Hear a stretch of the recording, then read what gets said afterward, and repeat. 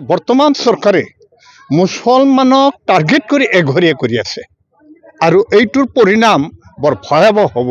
কিন্তু অসমৰ গৰিষ্ঠ সংখ্যক বুদ্ধিজীৱীয়ে বোধহয় এতিয়াও লক্ষ্য কৰা নাই। মুছলমানসকলক যদি এনেদৰে টাৰ্গেট কৰি নিৰ্যাতন অত্যাচাৰ সকলো ফালৰ পৰা যদি উন্নয়নৰ পৰা বঞ্চিত কৰা হয়, অসমীয়া ভাষা কেতিয়াও তিষ্ঠি নাথাকে।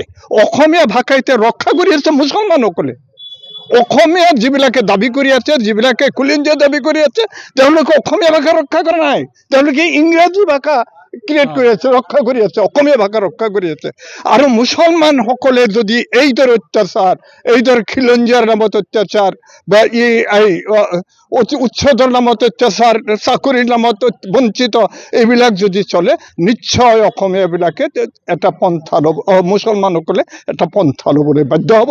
আৰু এইটো তেওঁলোকৰ তবিল আছে, তেওঁলোকে ভাষা গ্ৰহণ নকৰে। এতিয়াই মই হিমন্ত বিশ্ব শৰ্মাক সাৱধান কৰি দিছোঁ, মনত পেলাই দিছোঁ, তেওঁলোকে ভৱিষ্যত যদি অসমীয়া ৰক্ষা কৰিব বিচাৰে তেনেহ'লে তেওঁ সমন্বয়ৰ ভাষা শিকক, ৰাজধৰ্ম শিকক আৰু অসমত জাতি গোষ্ঠী জনজাতি মুছলিম সকলোবিলাকে সমান অধিকাৰ দিয়ক। আজি যিটো চলিছে খিলঞ্জীয়া কোন? খিলঞ্জীয়াৰ কোনো ডিফিনিশ্যন হৈছে নেকি? খিলঞ্জীয়াৰ কোনো সংজ্ঞা হৈছে নেকি? মুছলমানৰ ওপৰত এটা টাৰ্গেট কৰি অসাংবিধানিক ভাষা ব্যৱহাৰ কৰি সকলোতে বঞ্চিত কৰি আছে। আৰু এতিয়া আমাৰ সজাগ হ'ব লাগিব। আমি এতিয়া আমাৰো যিবিলাক ভুল আছে আমি শুদ্ধ কৰিব লাগিব আৰু আমাৰ মাজত আমি বেইমানি মুনাফিকি বাদ দিব লাগিব। আমি দৃঢ়ভাৱে ক'ব লাগিব আমি মুছলমান, তাৰপিছত আমি অসমীয়া। অসমৰ উন্নতিৰ কল্পে এই শংকৰ আজানৰ দেশৰ একতা ৰক্ষাৰ কাৰণে মুছলমানসকলে আজি যুদ্ধ কৰি আছে আৰু ভৱিষ্যতেও যুদ্ধ কৰি থাকিব। আৰু তাৰ কাৰণে মুছলমানসকলে ৰক্ত দিবলৈ বাধ্য হ'ব। আসাম 24 ডিজিটেল নিউজৰ মানে হিতান আৰু সেইটো চিফ মিনিষ্টাৰৰ সাক্ষাৎকাৰত কৈছে অসমীয়া জাতি সংকটত। ইতিমধ্যে অসমীয়া জাতি সংকটত বুলি বিভিন্ন সংগঠনে মিটিং ইত্যাদিও কৰি আছে। মই সেইটো কোৱা নাই, সেইটো কোনো ইনচাল্টো নহয়, কোনো আক্ৰমণো নহয়।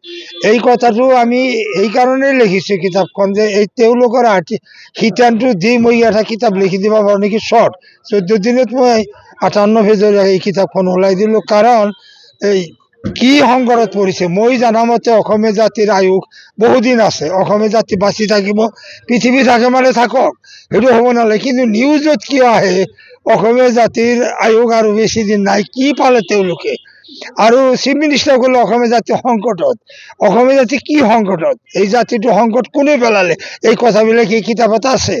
আৰু সাংবাদিক মহলে যে কৈছে যে অসমীয়া জাতিৰ আয়ুস বেছি দিন নাই, সেই কথাটো তেওঁলোকে সোধা হৈছে অন্য জাতিৰো আয়ুস আছে না নাই, তেওঁলোকৰ সংকট আছে না নাই, কেৱল অসমীয়াৰে সংকট? চিফ মিনিষ্টাৰে সকলোৰ কাৰণেই শপত লৈছে, কেৱল অসমীয়া জাতিৰ সংকটৰ কাৰণে চিন্তা কৰি আছে, বেলেগ কোনো জাতিৰ চিন্তা কৰা নাই। এই পৰ্যালোচনামূলক হিচাপে মই শ্বৰ্টলি এই চিফ মিনিষ্টাৰৰ পৰা কিছু কথা শিকিবলৈ লিখিছোঁ। আৰু সাংবাদিকসকলেও যাতে এইটো সতৰ্কতাতে নিউজ কৰে তাৰ কাৰণে মই অলপ সতৰ্ক কৰিছোঁ। আসাম কিয় লিখি না আসাম এতিয়া অল আসামতে লিখি আছে। এইটো আপোনাৰ 24 ফেব্ৰুৱাৰী 92 চুক্তিমতে আসাম লেখা হৈছে। সেইটো হোম আৰ্ফিট সেই জেগাখিনি লখিমপুৰ আৰু ডিব্ৰুগড় জিলা, তাৰপিছত লখিমপুৰ আৰু শিৱসাগৰ জিলা, সেইখিনি জেগা হোম আৰ্ফিট, সেইখিনিক আসাম নামে আনে ইষ্ট ইণ্ডিয়া কোম্পানী বাৰ্মিজৰ পৰা 92 চুক্তিৰ মাধ্যমে। সেইটো হ'ল 1826 কথা। আৰু 1912 খ্ৰীষ্টাব্দত আকৌ ইণ্ডিয়ান গভৰ্ণমেণ্টে এই আসাম নাম ৰাখিলে, আসাম গভৰ্ণমেণ্ট স্বীকৃত নাম। আকৌ 1947 চনৰ 15 আগষ্টত আসাম নাম ৰাখিলে। কিন্তু 27/2/2008 চনত এই নামটো আসাম চৰকাৰে প্ৰস্তাৱ ল'লে, অসম যোগ অসমীয়া, এই আসামটো বাদ দিলে। এই আসামটো বাদ দিলে কোন আইনত, কোন ছেকশ্যনত বা কাৰ ঐতিহ্যত দিছে এই নামটো আমি পূৰ্ণ বুজা নাই। গতিকে এই কিতাপত চিফ মিনিষ্টাৰৰ পৰা আমি শিকিবলৈ আহ্বান ৰাখিছোঁ, আমাক শিকক। আপুনি কোন নামটো ক'ব, অসম ক'ব না আসাম ক'ব? আমি কি ক'ম, আমাক ভালকৈ বুজক।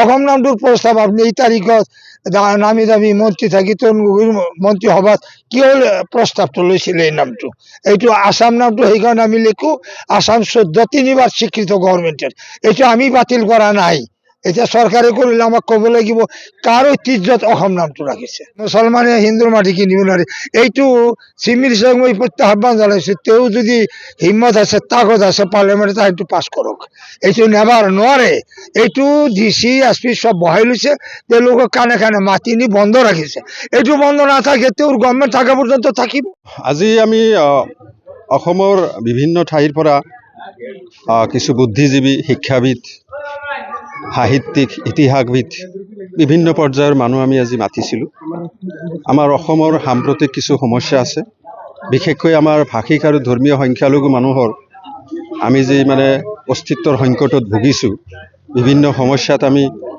ককবকাই আছোঁ সেই সম্পৰ্কে কিছুমান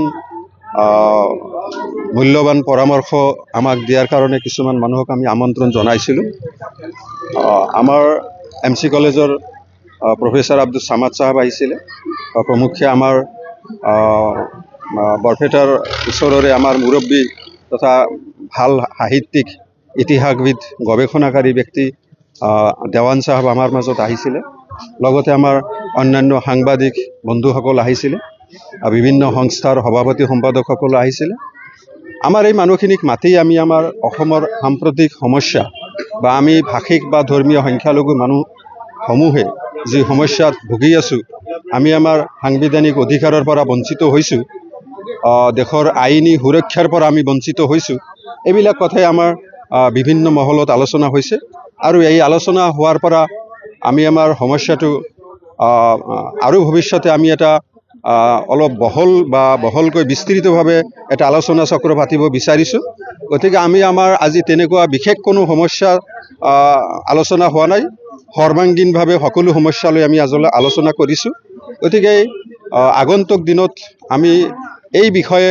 আৰু এটা বহল বিস্তৃতভাৱে আৰু এটা অভিৱৰ্তন পতাৰ কাৰণে চেষ্টা কৰিছোঁ আৰু এইটো আজিৰ সভাই আমাক সন্মতি প্ৰদান কৰিছে সকলোৱে কনসেন্ট দিছে যে আগন্তুক দিনত এটা বহল বিস্তৃতভাৱে এটা অভিৱৰ্তন পাতিব লাগে আৰু তাতেও আমাৰ এনেকুৱা এই সমস্যাসমূহ যি জ্বলন্ত সমস্যাত আমি ভুগি আছোঁ এই সমস্যাসমূহ আৰু অলপ বিস্তৃতভাৱে আলোচনা হ'ব লাগে আমাৰ মাজৰ মানে শিক্ষা দীক্ষাৰ সমস্যা আছে চাকৰি বাকৰিৰ সমস্যা আছে আৰু মূল কথা হ'ল আমাৰ যিটো ভূমিস্বত্ব আমাৰ যিটো মাটিৰ টাইটেল আমাৰ যিটো মেটিপাট্টা মানে মাটি আমাক দিব লাগে বসুন্ধৰাৰ আণ্ডাৰত আমাৰ কোনো মানুহক এই মাটি এই বসুন্ধৰাৰ আণ্ডাৰত মাটি দিয়া হোৱা নাই তেওঁলোকে ডিছক্ৰিমিনেশ্যন কৰিছে এটা পক্ষপাতিত্বমূলকভাৱে তেওঁলোকে মাটিৰ ডিষ্ট্ৰিবিউশ্যন কৰি আছে বণ্টন কৰি আছে আমাৰ মানুহবিলাক আজিৰ পৰা 100-150 বছৰ আগতেও যিবিলাক মাটিত বসবাস কৰি আছে মাটি দখল কৰি আছে সেই মাটিত তেওঁলোকৰ দৰখাস্ত লোৱা হয় ঠিকে কিন্তু সেই মানুহখিলাৰ নামত